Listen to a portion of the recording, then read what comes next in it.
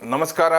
ರಾಷ್ಟ್ರ ಮಟ್ಟದ ರಾಮ ಮಂದಿರ ಪ್ರತಿಷ್ಠಾನ ಸಂಸ್ಥೆಯ ಮುಖ್ಯಸ್ಥರಲ್ಲಿ ಕರ್ನಾಟಕ ರಕ್ಷಣಾ ವೇದಿಕೆಯ ನಿವೇದನೆ ಅಂತ ಹೇಳ್ಬೋದು, ಎಚ್ಚರಿಕೆ ಅಂತ ಹೇಳ್ಬೋದು, ಯಾವ್ದು ಬೇಕಾದರೂ ತಗೋಬಹುದು. ಪೇಜಾವರ ಮಠಾಧೀಶರಾದಂಥ ವಿಶ್ವಪ್ರಸನ್ನ ತೀರ್ಥರು ಸಹ ಆ ಟ್ರಸ್ಟ್ ಅಲ್ಲಿ ಇದ್ದಾರೆ. RSS ಗೆ ಕರ್ನಾಟಕದಿಂದ ಅನೇಕ ಕೊಡುಗೆಗಳನ್ನ ಕೊಟ್ಟಂತ RSS ಲೀಡರ್ ಇದ್ದಾರೆ. ಉದಾಹರಣೆಗೆ RSS ಇಂದ MP ಗಳಾಗಿ ದೇಶವನ್ನು ಆಳದವರಿದ್ದಾರೆ. ಇವತ್ತು ಅನೇಕ ಜನ ಯುವಕರು ಸಹ RSS ಅಲ್ಲಿ ಸಕ್ರಿಯವಾಗಿ ಚಾಲ್ತಿಯಲ್ಲಿದ್ದಾರೆ. ವಿಶೇಷವಾಗಿ ಅಯೋಧ್ಯೆಯಲ್ಲಿ ರಾಮ ಮಂದಿರ ನಿರ್ಮಾಣ ಆಗ್ಬೇಕಂತ ಹೇಳಿ ನಾನು ಸಹ ನನ್ನ ಕೈಯಲ್ಲಾದಷ್ಟು ದಣಿಗೆಯನ್ನು ಕೊಟ್ಟಂತ ನಾನು ಸಹ ಅದೇ ರೀತಿ ಕರ್ನಾಟಕದಿಂದ ಕೋಟ್ಯಾಂತರ ರೂಪಾಯಿ ದಣಿಗೆ ಅಯೋಧ್ಯೆಗೆ ಆಗಿದೆ. ಅದು ಇಡೀ ಹಿಂದೂಗಳ ಕನಸಾಗಿದೆ. ಆದ್ರೆ ಇವತ್ತು ಅಯೋಧ್ಯೆ ಜನವರಿ 24ನೇ ತಾರೀಕು ಲೋಕಾರ್ಪಣೆ ಆಗುವಂತ ಸಂದರ್ಭದಲ್ಲಿ ತಮಿಳಿಗೆ ಮಾನ್ಯತೆ ಕೊಟ್ಟಿದ್ದೀರಾ, ತೆಲುಗು ಕೊಟ್ಟಿದ್ದೀರಾ, ಮಲಯಾಳಿ ಕೊಟ್ಟಿದ್ದೀರಾ, ಕನ್ನಡಕ್ಕೆ ಯಾಕೆ ನಿಮ್ಮ ಮಲತಾಯಿ ಧೋರಣೆ? ಕನ್ನಡ ಅಂದ್ರೆ ನಿಮ್ಗೆ ಆಗಲ್ವಾ? ಕನ್ನಡಿಗರಂದ್ರೆ ಆಗಲ್ವಾ? ಇಡೀ ದೇಶಕ್ಕೆ ಕನ್ನಡಿಗರ ಕೊಡುಗೆ ಇದೆ.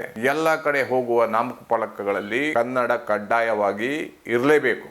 ಬೇರೆ ಭಾಷೆಗಳಿಗೆ ಎಷ್ಟು ಗೌರವನ ಕೊಡ್ತೀರೋ ಕನ್ನಡಕ್ಕೂ ಅಷ್ಟೇ ಗೌರವನ ಕೊಡಬೇಕನ್ನುವಂತ ಎಚ್ಚರಿಕೆಯನ್ನು ಕೊಡ್ತಾ ಇದ್ದೀವಿ. ಮುಂದಿನ ದಿನಗಳಲ್ಲಿ ಲೋಕಸಭಾ ಚುನಾವಣೆ ಬರ್ತಾ ಇದೆ. ಎಲ್ಲ ಕನ್ನಡಿಗರು ನಿಮಗೆ ವೋಟ್ ಹಾಕ್ಬೇಕಾದ್ರೆ ಮೊದಲನೇದಾಗಿ ಅಯೋಧ್ಯೆಯಲ್ಲಿ ಕನ್ನಡೀಕರಣ ಆಗಲೇಬೇಕು, ಕನ್ನಡದ ಶೈನ್ ಬೋರ್ಡ್ಗಳು ಇರಲೇಬೇಕು, ಕನ್ನಡದ ನಾಮಫಲಕ ಇರಲೇಬೇಕು ಅನ್ನುವಂತ ಒತ್ತಾಯವನ್ನ ಕರ್ನಾಟಕ ರಕ್ಷಣಾ ವೇದಿಕೆಯಿಂದ ಮಾಡ್ತಾ ಇದ್ದೀವಿ. ಮಾನ್ಯ ಪ್ರಧಾನ ಮಂತ್ರಿಗಳು, ಕೇಂದ್ರ ಸರ್ಕಾರ, ಅಯೋಧ್ಯ ಪ್ರತಿಷ್ಠಾನ ಮಂಡಳಿ ಮನವಿಯನ್ನ ಮಾಡ್ಕೊತಾ ಇದ್ದೀವಿ. ಈ ಕೂಡಲೇ ಕನ್ನಡಕ್ಕೆ ಆದ್ಯತೆ ಕೊಡಿ, ಇಲ್ಲ ಅಂದ್ರೆ ಅದ್ರ ವಿರುದ್ಧ ಹೋರಾಟವನ್ನ ಮಾಡಬೇಕಾಗತ್ತೆ ಅನ್ನುವಂತ ಎಚ್ಚರಿಕೆಯನ್ನು ಕೊಡ್ತಾ ಇದ್ದೀವಿ.